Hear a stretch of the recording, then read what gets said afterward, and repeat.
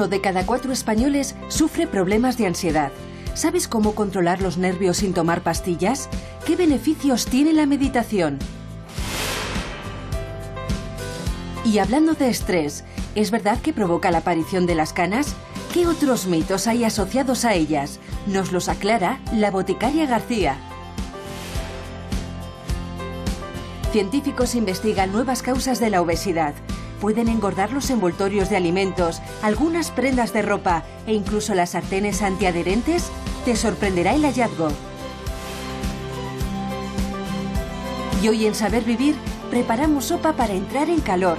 ¿Qué ingredientes son más nutritivos y reconstituyentes? ¿Es malo tomar sopas envasadas? Quédate con nosotros para descubrirlo. Aquí comienzan tus 30 minutos de salud.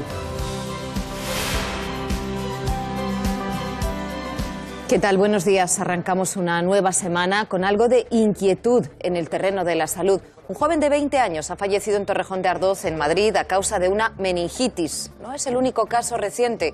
Una mujer de 87 fallecía en Teruel, también un bebé de 11 meses en Lleida, una niña de 10 años en Jerez de la Frontera y una mujer de 69 en Huesca. Luis, la pregunta es obligada. ¿Hay que preocuparse? Vamos a ver, Macarena, es verdad que cada una de estas muertes es una verdadera tragedia. El meningococo, que es muchas veces el agente causal de estas meningitis por la que fallecen estos pacientes, lo tenemos en la boca, vive con nosotros en la mayor parte de los casos. Lo que pasa es que a veces una bajada de defensa es un contagio cuando uno no está en el mejor momento, puede tener un desenlace fatal. No hay que perder de vista que alrededor de 1 de cada 10 personas con meningitis puede fallecer. Es una enfermedad muy grave, pero no son datos en sí mismos puestos así, Macarena, alarmantes, porque en el fondo entran dentro de lo que vemos casi cada año. Hombre, afortunadamente la mayoría de las meningitis que se diagnostican son víricas, que tienen un mejor pronóstico. Es verdad que dentro de las meningitis bacterianas el meningococo es muy grave. Los síntomas que da sobre todo es dolor de cabeza, fiebre muy alta, obnubilación. El paciente puede estar un poco obnubilado y la rigidez de nuca es algo que se asocia frecuentemente a las meningitis. Afortunadamente también hay vacuna para las meningitis bacterianas y realmente lo que nosotros hacemos es informar y no queremos alarmar en absoluto. La sopa es una preparación culinaria que consiste en un líquido con sustancia y sabor. Existen de diferentes tipos, en lo que sí coinciden es en su alto valor nutricional. Hoy en Saber Vivir, sopas para todos los gustos. Un ingreso hospitalario puede generar ansiedad en muchas personas y no hablemos ya si un paciente tiene que entrar en quirófano. Probablemente esta sea una de las situaciones más estresantes o de preocupación que existen. Miedo a lo desconocido, desconfianza. Sin duda alguna, vamos, un paciente que llega a un hospital ya se pone muy nervioso, pero es que si encima va a ser intervenido quirúrgicamente y no sabe lo que va a pasar al otro lado de las puertas del quirófano, me van a desnudar, quién me va a meter mano, quién me va a operar, quién me va a intervenir, de qué van a intervenir, y todo eso son dudas que le surgen. Bueno, pues una iniciativa interesantísima que han tenido en el Hospital de la Paz para desestresar a estos pacientes ha sido informarles con un vídeo como el que van a ver a continuación. Conocer este recorrido te puede ayudar a manejar la ansiedad, sobre todo si vienes por primera vez. Si tienes acompañantes, no te preocupes por ellos, porque estarán en la sala de espera. Y allí se les avisará del fin de la intervención. Al llegar al quirófano, verás que tiene varias salas. La primera a la que llegas es la preanestesia. Estarás en esa sala hasta que el quirófano, las enfermeras, los anestesistas y los cirujanos estén preparados. Luego pasarás a quirófano. Es un lugar frío, con unas lámparas enormes y con pocos objetos. Pasarás a la mesa de operaciones. El anestesista te irá relajando hasta que te quedes dormido. Sin darte cuenta, abrirás los ojos, quizás algo desorientado. Ya ha terminado la cirugía. Ahora llegarás a la reanimación. Ahí todos los que te rodean están cuidándote. Dile si te duele o molesta algo. Con estas explicaciones queremos ayudarte a poner en marcha todos tus recursos internos que controlan tus nervios y tu ansiedad. Tranquilo, todos los profesionales que te rodeamos queremos que te mejores. La verdad es que me parece una iniciativa muy buena porque cuanta más información se tenga, mucho más fácil es controlar los nervios. El problema es que cuando nos ponemos nerviosos ponemos en marcha el sistema nervioso autónomo, el que no tenemos, no podemos hacer mucho sobre él y desde el cerebro, a través de ese sistema nervioso simpático, se pone en marcha nuestro corazón y nos puede aumentar la frecuencia cardíaca o nos puede aumentar la presión arterial. Todos sabemos que cuando uno está nervioso, si tomamos la presión arterial en ese momento, lo que ocurre es que sube. Pero es que también a través del aumento de cortisol lo que puede ocurrir es que si nos hiciéramos una prueba del azúcar también tendríamos ese azúcar muy alto, se dispararía. Evidentemente de una manera puntual, cuando nos ponemos nerviosos es una reacción normal del organismo. Lo que ocurre y lo que es peligroso es que esta situación se alargue en el tiempo, que es lo que suele ocurrir en la ansiedad, y nos pueden pasar muchas cosas. Es un estado de agitación, de inquietud, una sensación de angustia que suele acompañar a muchas enfermedades. España está a la cabeza de Europa en el consumo de psicofármacos. El 7,4% de las mujeres y el 2,5% de los hombres toma de forma habitual ansiolíticos. El consumo aumenta con la edad y en el caso de las mujeres influyen otros factores. Las viudas son las que más ansiolíticos toman. Le siguen las divorciadas y las madres con más de 2 hijos. Las mujeres profesionales y las que tienen estudios universitarios son las que menos ansiolíticos consumen. Hay 2 tipos de ansiedad, la adaptativa, que es sana porque nos mantiene alerta en situaciones de peligro y luego desaparece, y la negativa, la patológica. En este caso se trata de un verdadero problema, porque se da en situaciones cotidianas que no deberían generar desequilibrios. Suele producir insomnio o miedos, por ejemplo, a salir a la calle, a hablar con una persona o a ir a trabajar. En estos casos lo más recomendable es acudir a un especialista, que es quien mejor puede ayudar a superarlo.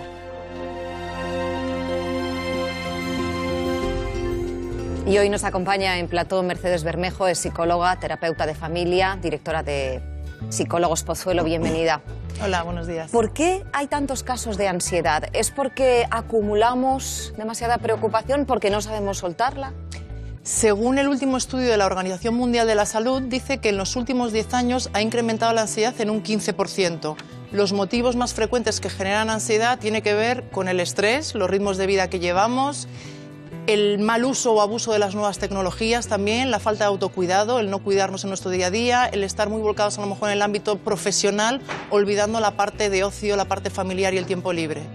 Y si no controlamos, si no disminuimos esa ansiedad, ¿qué es lo que le puede pasar a nuestro organismo? Claro, si no se controla ya no es una ansiedad funcional, como explicaba el vídeo, sino que se convierte en una ansiedad patológica si perdura durante más de 6 meses. Esto puede afectar a diferentes áreas, al área fisiológica, es decir, tener diferentes síntomas físicos que pueden derivar una enfermedad psicosomática. Por otro lado, pueden ser síntomas de tipo conductual que pueden llevar a conductas de riesgo, consumos, alcohol y otro tipo de actitudes. Y luego los perfiles más cognitivos o psicológicos que tienen que ver con pensamientos rumiativos, con obsesiones, que puede derivar en un trastorno obsesivo-compulsivo. Pero bueno, muchas veces estos problemas que dices, Mercedes, intentamos taparlos con pastillas, ¿no? Yo veo mucha gente que está empastillada, ¿no? O sea, toma las pastillas, las benzodiazepinas, los Cepam, ¿no? Y entonces dice, bueno, ya tengo el problema un poquito camuflado. ¿Vosotros qué opináis al respecto? Efectivamente, se encubre el problema, pero es cierto que en algunos casos es necesaria la medicación como apoyo, como complemento. Pero si no hay un tratamiento de psicoterapia, al final se mantienen los síntomas, ¿no? Y no se entiende bien cuál es la función del síntoma para poder remitirlo. Por eso conviene que sea un tratamiento complementario al mismo tiempo que la medicación, si es necesaria, por supuesto. Complementario también a la medicación sería la alimentación, o hay, bueno, pues medicina, la fitoterapia o la natural, como las pastillas que tengo aquí, que serían triptófano. El triptófano sabemos que es el precursor de la serotonina, pero también podemos obtener triptófano a través de la alimentación, y me quiero fijar en concreto, tenemos queso. En este caso es queso de Burgos, blandito, no desnatado, y quiero que no sea desnatado porque tiene vitamina D, y la vitamina D también es interesante para que el triptófano funcione correctamente en nuestro cerebro. Y tengo aquí un bocadillo riquísimo de pan integral porque los cereales integrales son ricos en vitamina B6, entre otras cosas, y dentro tiene pavo. El pavo es una de las carnes más ricas en triptófano. Por tanto, a través de la alimentación podemos obtener esa serotonina. Pero realmente yo quisiera preguntarte, muchas veces cuando tenemos ansiedad, o hay personas que no comen o que comen compulsivamente. Cuando tenemos esas formas de comer, ¿podemos decir que todas esas personas tienen ansiedad o no necesariamente? Efectivamente, puede haber una base de ansiedad y puede derivar un trastorno de conducta alimentaria. Como todo, tiene que haber una regulación de la actividad y, por supuesto, del consumo y de alimentación, que tiene que ser sana, como explicabas. Pues muchísimas gracias, Mercedes Bermejo, por todos estos consejos, por este asesoramiento. Bueno, yo creo que podemos empezar a practicar, ¿sabes? Porque vamos a respirar, vamos a concentrarnos en este preciso momento, que es lo que al fin y al cabo se hace en el mindfulness. Pero bueno, yo creo que mucho más práctico de hacerlo aquí es que veamos cómo lo hacen en un centro especializado. Es el sonido que marca el inicio de una nueva sesión. Llega el momento de cerrar los ojos y dejarse llevar.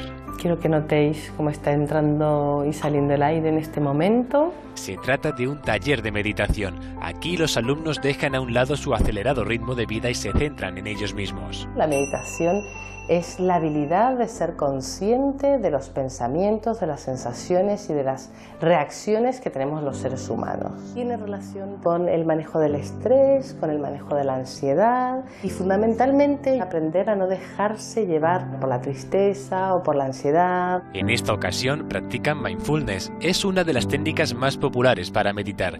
Con él emprenden el camino hacia aquellas sensaciones que parecen haber sido engullidas por la rutina. Ayuda a manejar mucho mejor la tensión. Está relacionado también con la habilidad de aprender cosas nuevas, mejoras en las relaciones interpersonales. Con unos días de práctica ya se empiezan a notar los beneficios. Bueno, Cristian, ¿cómo ha sido ahí tu experiencia? Bueno, a mí me ha ayudado sobre todo a conocer cómo está mi cuerpo ahora, qué sensaciones estoy teniendo. Ya empiezo a notar determinadas señales de mi cuerpo que me hacen parar y decir: para, aquí estás, ¿dónde vas? Que puedo estar mucho más presente, valorar mucho más el momento y también pues elegir, ¿no?, dónde pongo la atención. Ejercicios que pueden ayudar a mejorar nuestra calidad de vida y los nervios controlados. La ansiedad y el estrés que también afectan al pelo. Marian García, boticaria García, bienvenida. Buenos días, ¿qué tal? Bien, pero afectan al pelo, pero ¿es verdad que salen más canas? Claro, eso es uno de los grandes mitos, ¿no? Porque es cierto que el estrés puede afectar a la caída del pelo. Esto realmente es así, y de hecho es la alopecia areata, que son esos desconchones, dijéramos, esas calvitas que salen centralizadas en sitios, pero no tiene nada que ver con las canas. No es cierto eso de que a María Antonieta la noche antes de ajusticiarla se le pusiera el pelo blanco, ya lo tenía de serie de antes. Ya lo tenía. Sí. Bueno, tampoco creo que les sirviese de consuelo. No, entonces. realmente pero no. bueno, hablamos de la canicie. ¿Las canas son una consecuencia de la edad?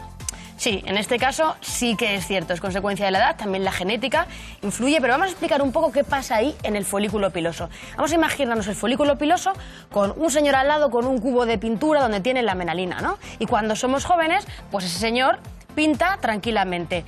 Pero ¿qué pasa? Que alrededor está el agua oxigenada. Alrededor del folículo piloso tenemos peróxido de hidrógeno, pero cuando somos jóvenes tenemos la catalasa, que es una enzima que destruye el agua oxigenada e impide que, digamos, decolore esa melanina, porque siempre se ha dicho que el agua oxigenada puede utilizarse para teñir el pelo, ¿no? Entonces, cuando somos jóvenes, esa agua oxigenada no deteriora la melanina y el señor pues sigue pintando. ¿Qué pasa cuando somos mayores? Pues que esa capacidad, esa enzima catalasa se va perdiendo y el agua oxigenada puede atacar la melanina y ahí empieza a aparecer este tema de las canas. Sorprendente.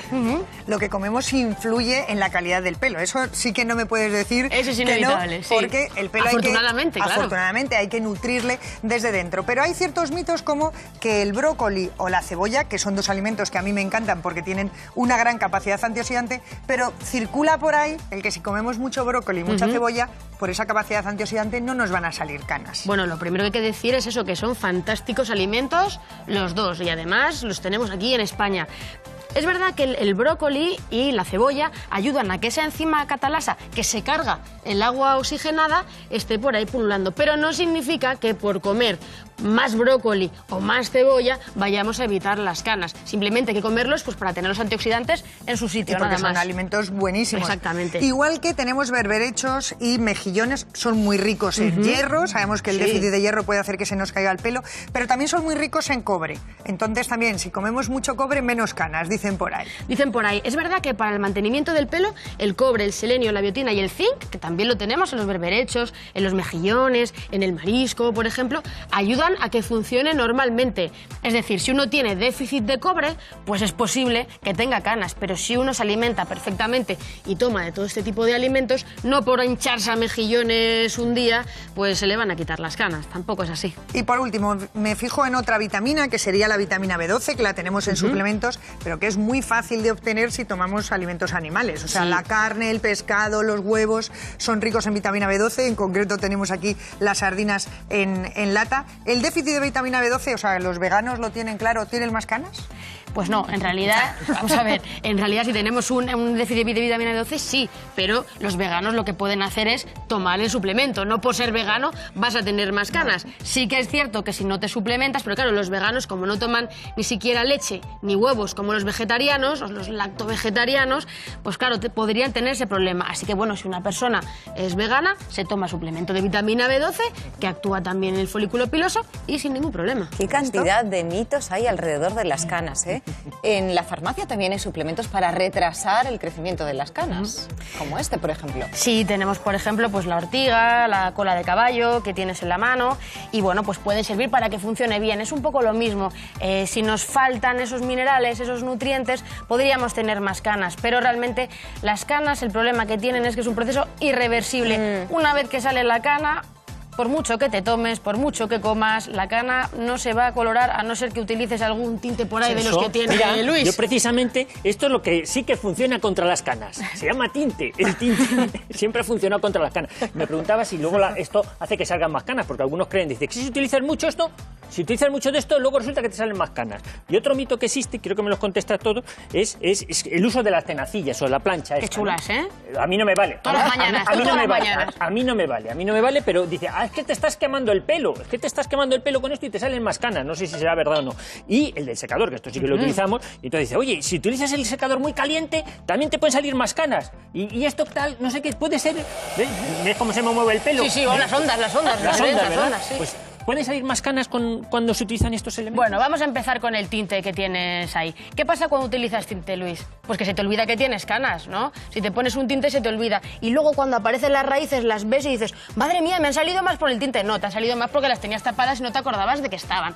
Pero no favorece que aparezcan canas. Y con las tenacillas y el secador pasa lo mismo. Sí que afecta la calidad del pelo porque se puede estropear, se puede resecar el pelo, pero ni el secador ni las tenacillas llegan al folículo. Lo que pasa, el folículo está dentro de la piel, así que no afectaría a las canas, afectaría a ese aspecto pues un poco más envejecido, más estropeado del pelo, pero no a la cana. ¿Y qué opinas de esto que sale ahora de los PFAS, los perfluoroalquilados? Vaya palabrota que acabas de soltar. Los PFAS es lo abreviado, que está también presente en muchos alimentos y esto puede ser nocivo para la salud.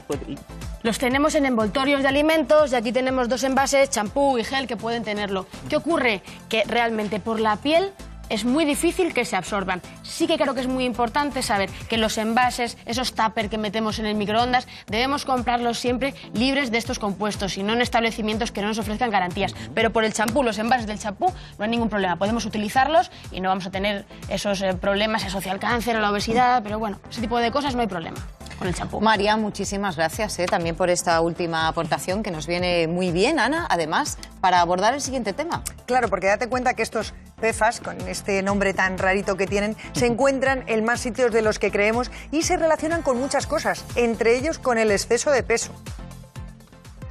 Envases de cosméticos y productos de higiene personal, envoltorios de alimentos, sartenes antiadherentes e incluso ropa.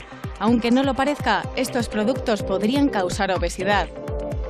Es un estudio de la Universidad de Harvard sobre los PFAS, unas sustancias químicas presentes en muchos productos del día a día. Han analizado muestras de más de 600 personas y las que aumentaron de peso en los 2 años siguientes tenían niveles más altos de estos químicos en sangre. Los investigadores creen que hay una relación directa con el sobrepeso e incluso con la aparición de cáncer.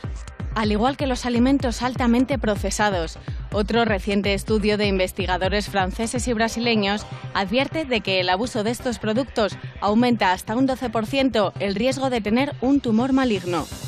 Los expertos coinciden, cuanto más natural sea nuestra alimentación y estilo de vida, mucho mejor. Sí, aquí huele que alimenta, desde luego. Bueno, uno de los preparados envasados que más consumimos hoy en día es la sopa. Hoy analizamos nutritivamente este plato, tanto casero como precocinado. Luis, pero antes, ¿cuál es el origen de la sopa? El origen, yo creo que se pierde en el Paleolítico. Esto de poner algo a flotar o a hervir en agua y echarle, por ejemplo, pues aquí unos barquitos que se decían, ¿verdad? Y hacer que esta sopa se espese un poquito, ¿verdad? Y dice, pues esto es el origen de la sopa. Parece que en las raíces germánicas en Centro Europa, pero luego evidentemente la sopa se ha generalizado y sopas hay para aburrir, en todas partes hay sopas.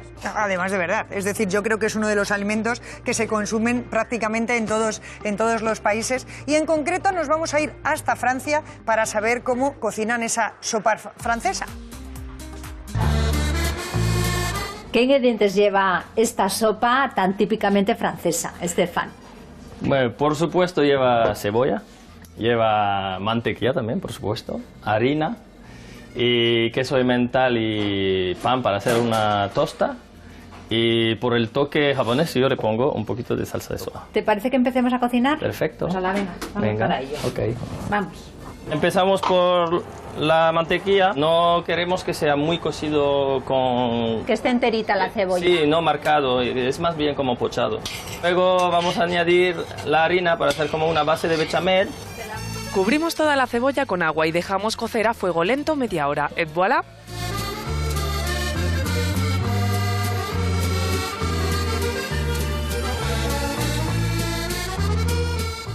Y esta es nuestra sopa de cebolla, Estefan. Vale, Estoy preparada, has visto, ¿no? Con mi cuchara. Pues ahora para completar, dejamos la tosta de queso y ya está hecho. Y a probar.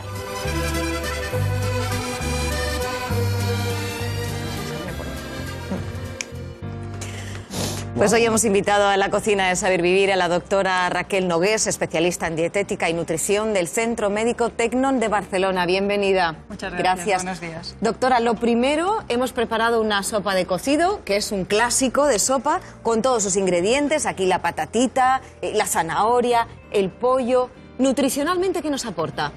Vamos a ver, es un alimento muy rico desde un punto de vista nutricional.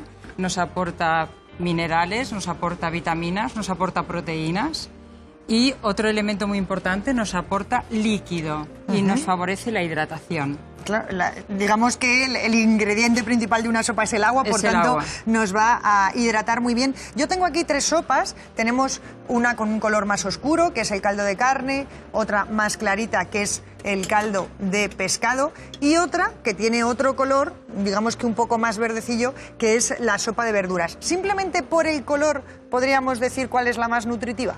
Bueno, claro, si hacemos una sopa de verduras, el aporte de proteínas va a ser muy poco. Si le ponemos pescado, le ponemos carne, ahí estamos aumentando, lógicamente. Oye, que es que como decíamos que la sopa es internacional, está en todas partes, y precisamente nos hemos ido a ver cómo la preparan en Perú. Bueno, al rito peruano. Vamos a ver cómo lo hacen en un restaurante de aquí, pero cómo lo hacen los peruanos. ¿Qué crema es esta? Esta crema es más conocida como masa madre. Masa madre es el sofrito o el batido para empezar a hacer la parihuela. Que es en realidad esto que vemos aquí, ¿no? Exactamente, son todos estos productos como el ají amarillo, tenemos pimiento rojo, ají panca, un clásico que no puede faltar en la gastronomía peruana, cebolla cortada en cuadrados, ajo y pimienta negra. ¿Cómo empezaríamos a preparar esta sopa? Añadiendo... Y lo vamos viendo. Exacto. ¿Este caldito de qué es? Es un caldito de pescado. A ponerlo así, perfecto. Perfecto. La dejamos que se empape, sí, ¿no? Lo dejamos que se empape, que ya el pescado cogió sabor, cogió color, cogió textura. Vamos a ponerlo, vamos a devolverlo a lo que es el cuenco para después ir a poner los frutos del mar. ¿Te los voy acercando? Muchísimas gracias. Voy a ir poniendo yo el pescado.